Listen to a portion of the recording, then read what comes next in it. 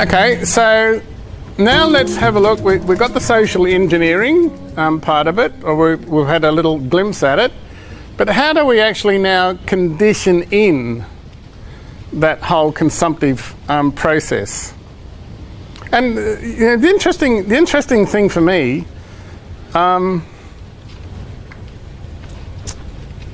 when I was a young lad. Many years ago. Huh? Not many years ago. Not many years ago. Did you hear those sweet words? Do you? Tell you what, gold star, elephant stamp. I used to. This is called social engineering. This is called manipulation for effect, all right? This is called a quick learner. Absolutely, absolutely. But when I was growing up, I used to hear of this thing called the consumption. They died of consumption. What did that actually mean? It's that disease, tuberculosis. It's a disease. What disease was it? Tuberculosis. Or tuberculosis, as other people say. But basically, it was a wasting disease, wasn't it? You were being consumed from the inside. Isn't it interesting we're using the same word to actually look at your, let's say, financial behaviour? The consumption code, the consumption itself. So it's basically the same wasting disease, but it's a wasting disease that takes your freedom and your ability to choose. So how do we build a culture of acceptance within that, so that consumption actually becomes the norm rather than enterprise? It took until the 1970s to actually change the law for it to become legal. So department stores were actually, so the little village shopping centres, they were cool. So to have everything under the one roof, I think Grants was the first one. Major upheaval. Anyway, they convinced the corporate profit makers convinced banks to fund the rapid development of literally chains of department stores throughout America, because he wanted department stores, or Bernays wanted department stores to actually control the way people shopped, and he wanted them to become easy, let's say, access outlets.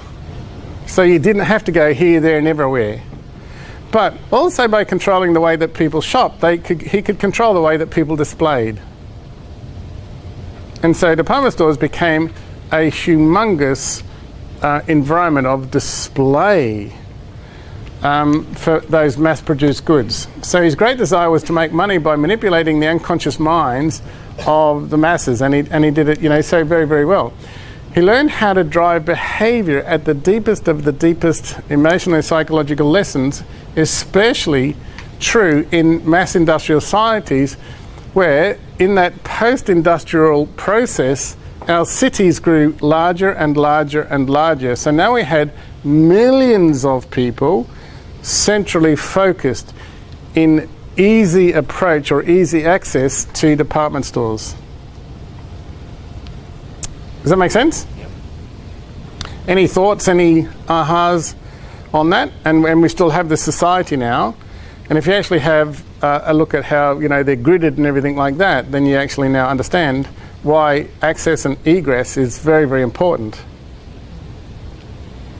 Until you live in a city like Perth and they just dig it all up, and you just don't know where you are, and that really tends not to please the corporate profit makers all that much. So how are we going for time? We might just have a break on that for lunch, but just understand that these all of these needs were socially engineered, and it's all been planned and duplicated across emerging nations. Globalization is now taking that to nations that yet haven't got into this. You think about, he became the first person, Bernays this is, became the first person to teach corporate America how to make people want things that they actually didn't need. Wouldn't that be a terrific skill? Now, if you actually track, if you were to do this seriously, in a serious way, if you were to get a little notebook and you were to track if you were to track every single dollar that you spent over the course of that 30 days. If you had to get a little notebook and you just tracked it, you didn't edit it, you didn't put a value judgment on it, you didn't say, oh, this is silly or anything like that, you just put down what you spent, how much you spent, when you spent, and then you just track that over 30 days. And at the end of 30 days, we were to come back and have a look at the patterns. You would actually be quite surprised at the patterns. Now, once you actually understand where your spending patterns are, then we can ask questions of it. Is this an effective use of that money? Could it be deployed somewhere more effectively, for example? But until you do that, it's just automatic and it's habitual and it's rote and it feels right. And the only reason why it feels right is because it's familiar and your dopamine neurons are actually rewarding you for it. Again, you can't feel the reward unless it's a surprise, but you can feel the absence of it. Financial independence and quality of life experiences are obfuscated, if you like. They're actually hidden from you simply because of these three very, very powerful, very, very deeply psychological and emotional tools called conspicuous consumption, affluenza, and the philosophy of futility. So one of the things that I'm trying to encourage you to think about is there are some micro messages. These are all kind of sort of micro messages for me. They're just basically detail on a central theme. But if we think about, there's a bigger message here, and the bigger message is how do you take whatever it is that you do and point it there instead of here. Okay, that's the bigger message. And so I'm always going to be trying to draw your attention back to that. Okay, so now, yeah, look, we can get into the shock and horror and the OG sort of thing of that, but it really doesn't serve you. Awareness definitely serves you. And you say, well, okay, look, this is not going to stop tomorrow. I promise you. It's going to go on for decades and decades and decades and decades. It's going to keep on going on, and it'll be reinvented long before long after you've gone. And so, remember that the real one of the structural messages, if you like, is how do you actually take that and use it against itself? How do you actually say thank you for structuring the monetized world in this way? Thank you. Now I know all your secrets. You don't need to actually know any more secrets than that. You just get those 3 secrets and then say, okay, now I know why people spend and what they spend on, including me. Okay, now I know that they're actually spending all their money because they're all going to retire broke. We know that the Australian dream is not true. It's dead and buried long ago. We know that machines are actually coming, which means the trends are actually also coming. But what I want you to sit back, and I know it's difficult because it's so close and it's sort of so personal. It's so about, it's so me-centric at the moment, isn't it? But what you can actually sit back and say, every single thing that I'm saying is actually an opportunity. It's actually an opportunity. Might be a bit foggy, that's cool, but it is an opportunity. Might not be able to see yet, that's cool, but it is an opportunity. So all you got to do is tap into the network that already exists who are pushing people down that way and just back out of it a bit, turn it over there, and now use it to improve your life and the lives of those people that are important for you. So that's the real meta message. But we can't do that because we've got so much momentum going this way.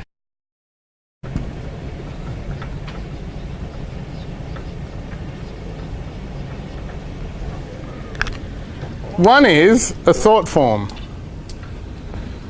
So you will choose a thought form that denies you access. Your choice, not mine. Nobody else is going to put it in your head. But whatever pops in your head that says, I can't do that, that will just be a thought form, won't it? Is that okay? Who's in control of the thought form? You or something external? Well, if you say you would like to do it, why would you choose a thought form that prevents you from doing it? Why would you do that to yourself? How would that be honouring you? How would that be authentic? How would that be transitional, huh? Protect you from failure. Sorry? Protect you from failure. Okay, so to protect you from failure. Well, now let's tease that apart.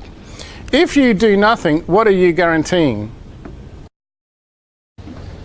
It doesn't feel right. And then you select the thought form that says, it doesn't feel right. And what are you saying? It doesn't feel right. So at the same time, you've selected an emotion. How could it possibly feel right? How could leaving your conditioning actually feel right? It can't feel right. It can feel uncomfortable. It can feel squishy and awkward and all of that sort of stuff, but it can't feel right until you imprint a new paradigm, a new series of neuromeshworks. So the consumption code creates a culture of false wealth. It creates a culture of luxury goods and status anxiety where you're always kind of sort of trying to measure yourself on some unacknowledged yardstick, social yardstick, relative to the people that are important to you. And that, of course, is your reference group. It's based on spending patterns that yield no genuine wealth and yield no genuine freedom. They can yield the illusion of wealth, like, for example, the emulators. I can wear all the badges of wealth, but have no genuine wealth, have no genuine freedom.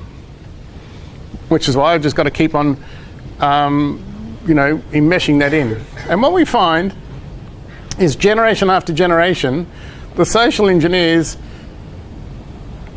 make sure that you're surrounded by people who are consistently spending money. So again, if you think about what happens as soon as you get paid.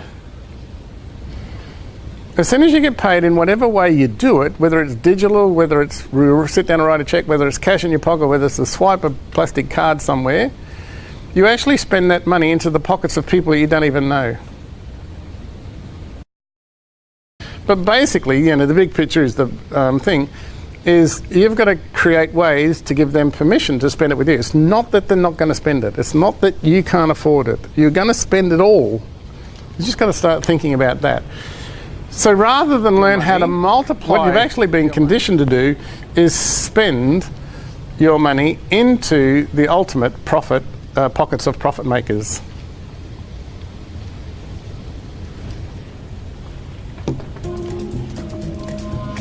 Any questions on that?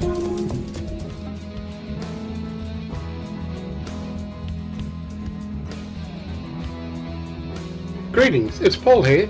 Thanks for watching this video. To get more fresh content regularly, click the subscribe button below. I know that you'll love the content that's coming your way.